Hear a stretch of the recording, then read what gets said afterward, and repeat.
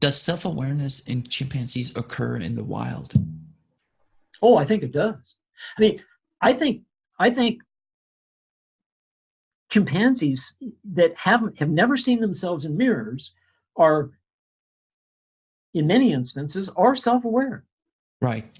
And the mirror test is simply a way of making that self-awareness more explicit. With a mirror, the chimpanzee, for the first time, has the opportunity to see itself as it's seen by other chimpanzees. Right. I mean, that's certainly my intuition about it. So here's another thought that I've never had until this point in time, actually. If we say that, let's say within this lifespan time frame in which chimpanzees are seemingly capable of self-awareness, Right. if we say that a little over 50%, that's what I heard you said, you mentioned 50 perhaps to 60%. 60, Yes. right? Yeah. So that means that it seems to have an edge, a selective edge of some sort, that there's a benefit to it that a majority of these species members possess.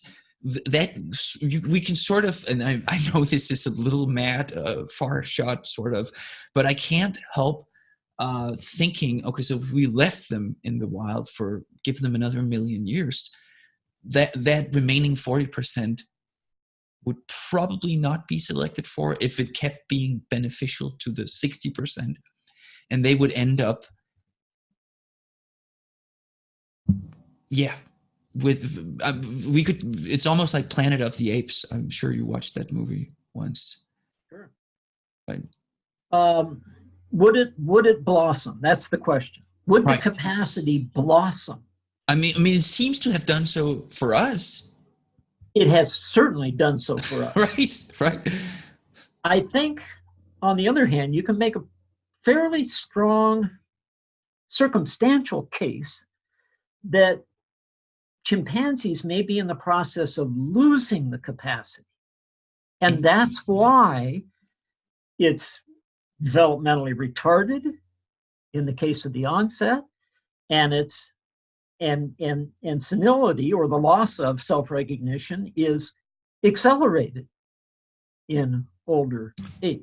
How do you? And in the case of gorillas, I think gorillas probably used to be self-aware, but lost the capacity. Really, what leads you to these thoughts? Well, of all the gorillas that have ever been tested, I mean, at best, only maybe one or two show compelling evidence. Right. So instead, but what leads you, instead of saying, so it's an emerging property that they're developing? The way the solution is, I think that humans and great apes are all very similar in terms of our basic DNA and biochemistry and so on and so forth. And all of the available evidence, not only fossil evidence, but biochemical evidence, shows that humans and great apes are descendant from a now extinct common ancestor. Right. And that common ancestor may have been self-aware. And humans now use this capacity for mental state attribution to compete among one another for scarce resources. Gorillas no longer use this capacity to compete among one another for scarce resources. Chimpanzees may not be use dependent.